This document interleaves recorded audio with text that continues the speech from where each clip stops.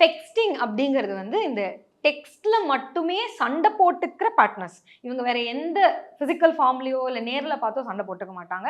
But இந்த ஃபைட்ஸை வெறும் text மூலமா மட்டுமே கொண்டு போய்கிட்டே இருக்கிறத டெக்ஸ்டிங் அப்படின்னு சொல்லுவாங்க.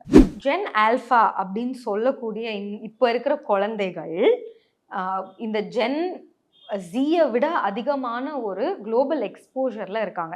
ஏன்னா இன்னைக்கு பிறந்த குழந்தைக்கெல்லாம் இன்ஸ்டாகிராமை ஸ்க்ரோல் பண்ண தெரியும், ஃபோனை யூஸ் பண்ண தெரியும். அப்படின்னா அவங்களுக்கு போய் சேர்ற ஸ்டிமுலேஷன்ஸ் அண்ட் இன்ஃபர்மேஷன் ரொம்ப அதிகமாக இருக்குது, தேவையை விட அதிகமாக இருக்குது.